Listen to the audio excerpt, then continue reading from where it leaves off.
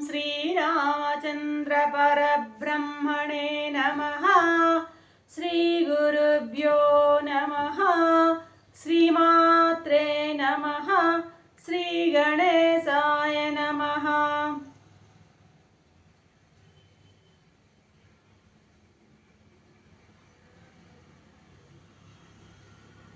ప్రియాత్మ బంధువులారా, యోగ వాసిష్టం నిర్వాణ ప్రకరణము 547వ భాగం. నిన్న బేతాళోపాఖ్యానం పూర్తయింది. వశిష్ఠ మహాదేవుడు అంటున్నాడు, రామా నువ్వు అలా ఉండిపోవయ్యా, నీ మనస్సుకు ఏ విధమైనటువంటి అశాంతి ఉండకూడదు. త్రివిధాలైనటువంటి అంటే ఏది ఆది భౌతిక, ఆధ్యాత్మిక, దైవిక,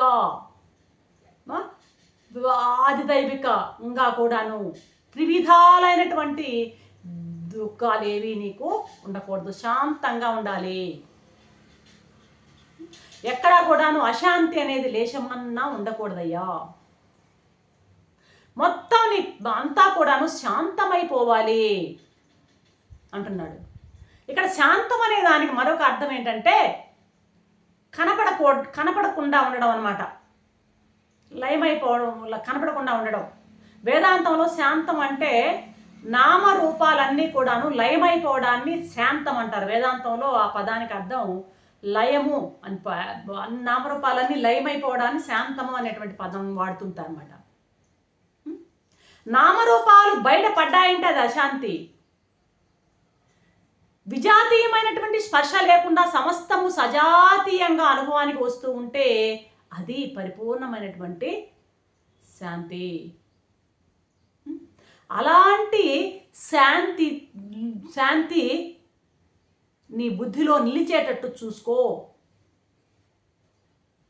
ఎప్పుడు కూడాను ఇచ్ఛ, కోరిక ఉంటే లాభం లేదయ్యా. ఇచ్ఛ అనేది, కోరిక అనేది ఉంటే ఎప్పుడు తొలుస్తూ ఉంటుంది. కోరిక ఆగిపోవాలి. కోరిక ఆగితేనే అప్పుడు విజాతీయత అంతా నశిస్తుంది. విజాతీయత కనిపించకుండా పోతుంది ఎప్పుడు కోరిక నశిస్తే. విజాతీయత కనిపించకుండా పోతే కోరిక ఆగిపోతుంది. కోరిక ఆగిపోతే విజాతీయత నశిస్తుంది. రెంటికి మూలం నీ మనసే. నీ అశాంతికైనా నీ శాంతికైనా మూల కారణం ఏది అంటే నీ మనస్సే. కాబట్టి ఆ మనస్సుని ఏదో ఒక ఉపాయంతో సంహరించు, ఉపసంహరించు. ఎందుకని ఉపసంహరించాలి? అది ఎప్పుడు అది విషయాల వైపు పరిగెత్తుతూ ఉంటుంది. ఆ విషయాల వైపు పరిగెత్తేటువంటి ఆ మనస్సుని ఆపడానికి ప్రయత్నించు సతతం. అప్పుడు అది నీ యొక్క అది లోపల ఉంటే నీ యొక్క అంతరంగం అప్పుడు స్థిమితంగా ఉంటుంది. అలా కాని పక్షంలో ఏమవుతుందంటే అది సంసారం అనేటువంటి ప్రవాహంలో పడిపోతుందయ్యా నీ మనసు. కాబట్టి నీ మనసును బాగా విశదంగా ఉంచుకో. ఎంత విశదంగా ఉంచాలంటే ఆకాశం అంత విశదంగా ఉంచుకోవాలి. విశదం అంటే ఏంటి? నిర్మలం. నీ మనసును నిర్మలంగా ఉంచుకోవయ్యా. ఆకాశం అంత నిర్మలంగా ఉంచుకోవయ్యా. ఆకాశం ఎంత నిర్మలంగా ఉంటుందో నీ మనసు అంత నిర్మలంగా ఉండాలి.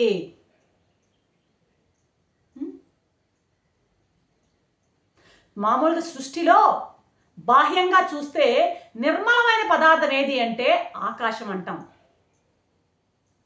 లోపల బయట ఉన్నది నిర్మలంగా ఉన్న పదార్థం ఆకాశం అయితే లోపల నిర్మలంగా ఉన్నది హృదయాకాశం, దహరాకాశం. అది ఆ నిర్మలమైనటువంటి ఆకాశంలో ఆలోచనలు అనేటువంటి మేఘ శకలాలు ఆవరించినట్లయితే ఆ ఆలోచనలు అనేటువంటి మేఘ శకలాలు ఎప్పుడైతే నీ నిర్మలమైన హృదయాకాశంను ఆవరిస్తాయో అప్పుడు నీకు అశాంతి కలుగుతుంది. ఇక్కడ బయట ఆకాశం మేఘాలు కమ్మితే ఎలాగా అది మలినమైనట్టు కనపడుతుందో ఆ లోపల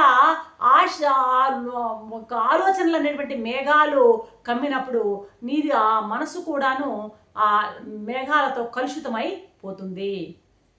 కాబట్టి మనసుని విషదపరచుకో, నిర్మలం చేసుకో. ఎలా చేసుకోవాలండి గురువుగారు మనసు నిర్మలం? ఎలా చేసుకోవాలంటావా? నీ మనసుతోనే చేసుకోవయ్యా. మురికి పట్టిన నీ మనసుని నీ మనసుతోనే నిర్మలంగా చేసుకోమంటున్నాడు. ఎందుకని? మనసుతో ఏంటండి మనసు నిర్మలం? మనసుకు జవాబు చెప్పింది మనసే నాయనా, ఇంకేది కాదు. మనసుకు జవాబు చెప్పేది మనసే కానీ ఇంకోటి ఏది కాదు. బయట ఎక్స్టర్నల్ ఫోర్సెస్ చెప్పేటువంటి ఏ సలహాలు పనిచేయవు. నీ మనసే నీకు గురువు.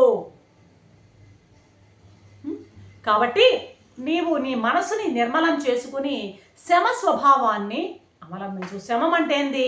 అంతరేంద్రియ నిగ్రహాన్ని అవలంబించు. అప్పుడు నీకు సర్వత్ర సమదర్శనం కలుగుతుంది. అంటే ఏ విధంగా చూసినా సమంగా కనపడుతుంది, లేకపోతే నీకు అంతా విషమమే. కాబట్టి మనసులో సమాధానం చెప్పనంత వరకు నీకు వైషమ్యమే ఉంటుంది. సృష్టి అంతా సమదృష్టి విషమ దృష్టి రెండూ కూడా నీ మనసులోనే ఉన్నాయ్యా. నీ మనస్సు విషమమైందనుకో, ప్రపంచము విషమముగా కనపడుతుంది. నీ మనసు సమమైతే ప్రపంచం సమంగా కనబడుతుంది. కాబట్టి ఎంత అసాధ్యమైనా సరే నీవు తప్పకుండా ఆ మనసులో శమగుణాన్ని వృద్ధి పొందించుకో. ఆ శమాన్ని ఎప్పుడైతే నువ్వు సిద్ధి పొందుతావో, నీకు ఇక నీది ఏదైనా సరే నువ్వు ఏది కావాలనుకున్నా అది సిద్ధిస్తుంది. దానికి కావాల్సిన కండిషన్ ఏంటంటే స్థిర బుద్ధి. నీ మనస్సు కోరికల వెంట పరిగెత్తిందంటే లాభం లేదబ్బా రామా. నీ పాటికి నీవు సముద్రంలాగా శాంతంగా ఉండిపోవాలి. నీకు మోహం లేకపోతే, అవివేకం అజ్ఞానం లేకపోతే సరే, నీవు ఏది లభిస్తే దాంతో తృప్తిపడు. ఇది ఉండవలసిన విధానం అంటూ బోధిస్తున్నారు వశిష్ఠ మహర్షి. రేపటి ఎపిసోడ్లో ఏం చెప్తారో చూద్దాం. అంతవరకు సెలవు. సర్వం శ్రీరామచంద్ర చరణారవింద ఆత్మ. ఓం శాంతి శాంతి శాంతి.